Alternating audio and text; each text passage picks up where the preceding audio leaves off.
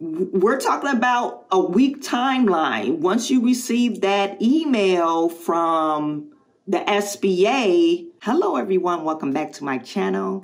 In this video, we are going to discuss the funding process of an increase for the economic injury disaster loan. If this is the first time you're tuning into my channel, my name is Chawanne Burns. Click that like button and that subscribe button. If you notice the title, I've been approved and funded, okay? I'm going to discuss the steps that I took to receive funding. It's easy because they literally guide you through the process. Back in April, I put in the increase through the portal, and at that time, it asked me to upload a 4506T form. SBA emailed me back like a few days later saying my 4506T form was incorrect and I need to refill out the 4506T form because I put personal 4506T form, but I have a corporation, so they needed to pull my 1120 form. So I had to refill that out. And then they sent me another notification. They took 2 months to process it. They sent me another notification saying the form that I submitted was too blurry. So please upload a clearer document, which is kind of questionable because I use Adobe PDF. I use it for contracts and other stuff. So I have electronic signature.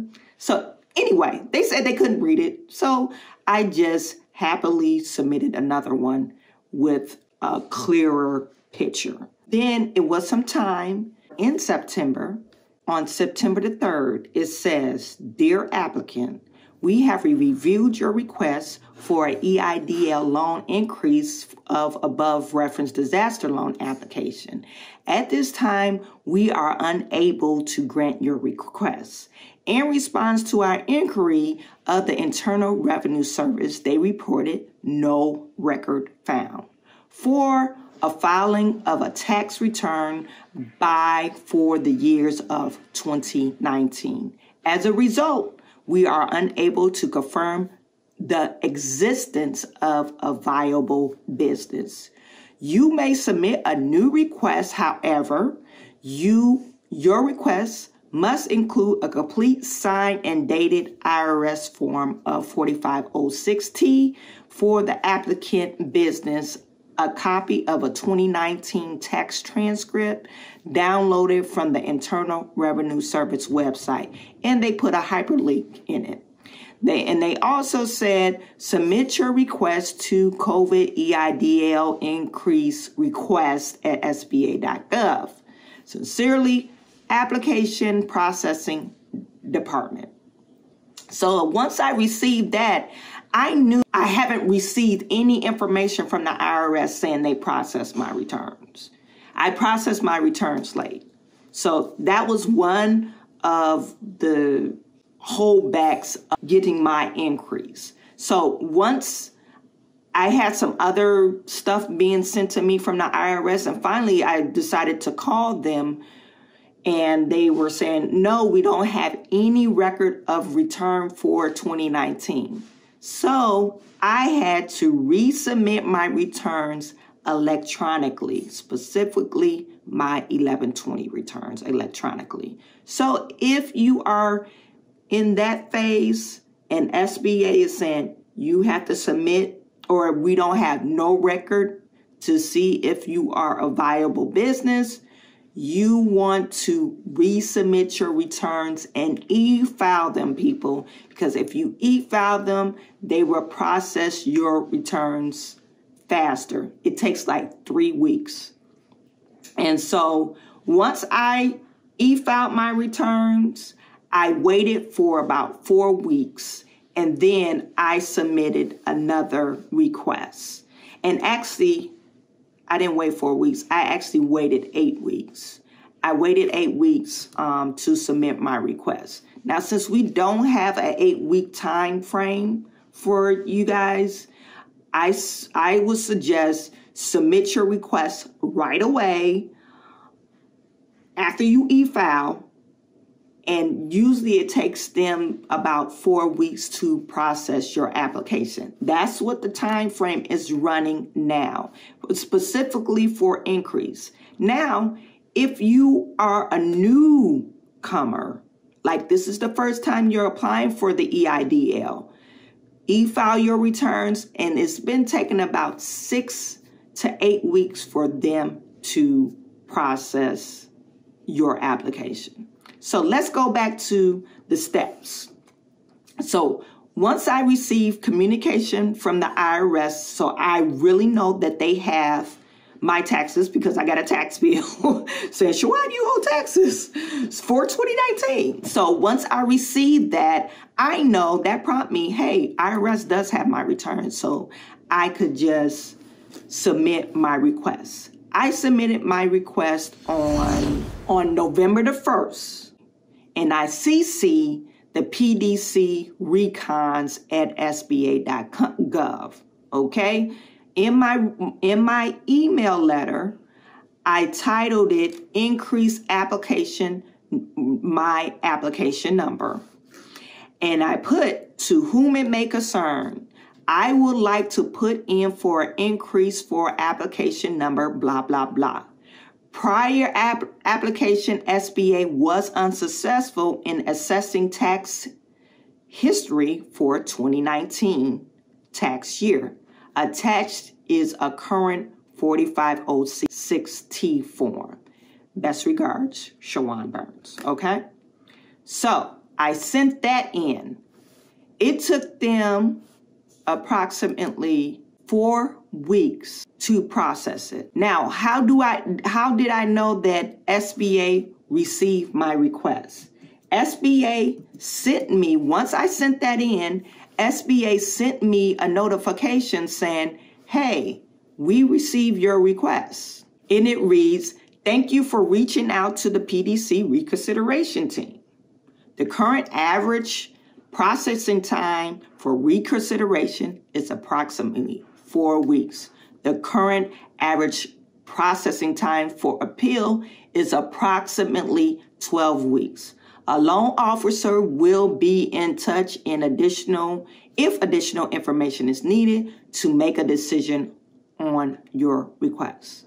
Please be advised, it could take up to 2 weeks for documents to be uploaded to your file after submission. So if your loan officer, they're just saying, if your loan officer says, hey, we need whatever, and send it to whatever email, it takes them 2 weeks for whoever's filtering through the files to upload it to your file, okay? Because all information is sent to a general email. So you guys should know that information. Oh, well, I want you to know that information. So lo and behold, after I received this, on November the 1st, they emailed me the same day I submit the request in. 4 weeks later, I receive a message from the SBA. And the letter says, dear applicant, blah, blah, blah. We have reviewed your request for reconsideration for the EIDL loan increase, and we are in receipt of your requested documentation. Based on our review, we have determined that your file should be reactivated for further consideration. Yay! Okay, so when they say we reactivating your file, you're being pushed to the loan officer. Your case file will be assigned to a loan officer shortly. There is no specific time frame. The final decision, there is no specific time frame when the final decision is reached, but we will notify you if further documentation is required, or once a decision has been made. Due to high volume, it may take several weeks before you receive a response from the processing loan officer, and it did not. But red flag people, I have 2 businesses, okay? And instead of them emailing me on the business that we're getting our increase for, they didn't email me on this email. They emailed me on my other business email. Okay, so there's probably a problem with that because if I didn't check my other email, frequently, I would have missed the email that they sent to me 2 days later.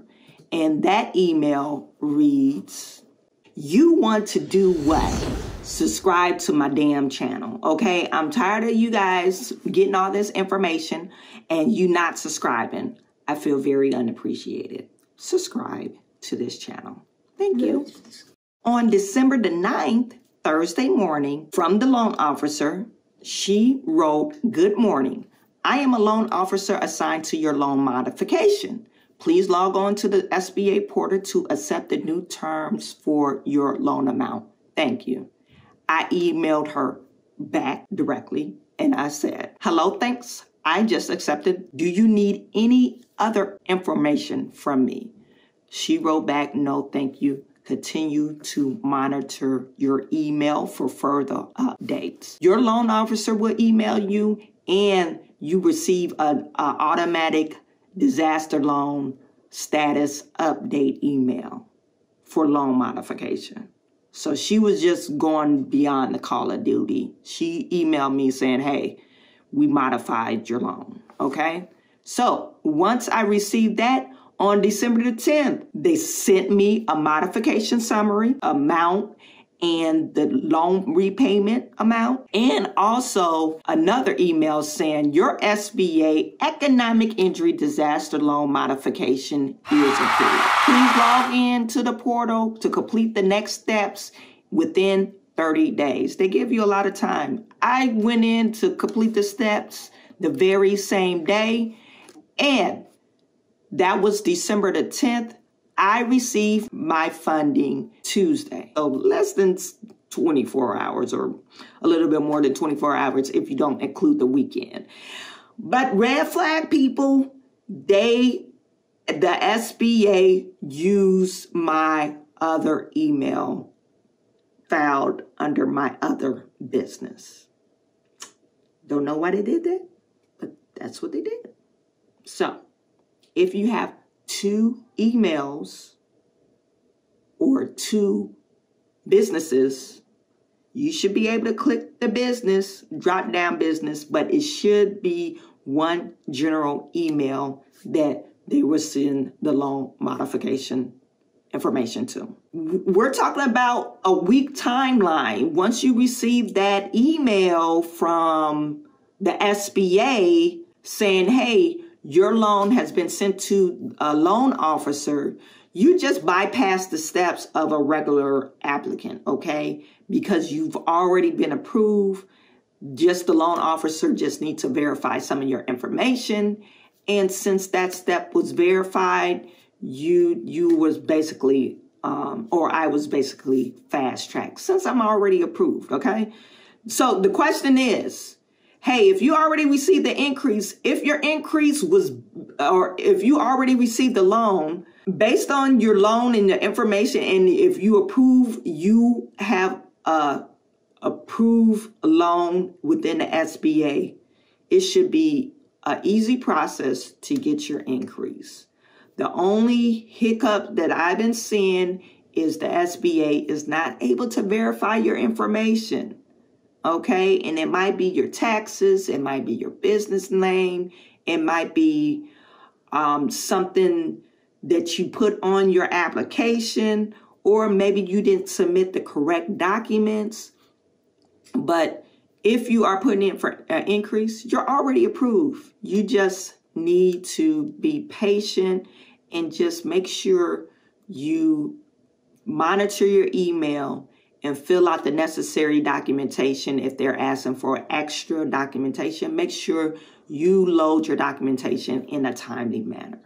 Okay. I don't know if I'm going to be talking about the SBA anytime soon. As far as the economic injury disaster loan, We'll talk about the normal SBA loan process. If you are in business, if you're a new business owner and you were not able to be approved for the economic injury disaster loan, but you started a business and you need help with funding, you could schedule a consultation with me. That's what I do. I help businesses look better on paper to get the proper funding they need to grow their business. The link is in the description section. I am sending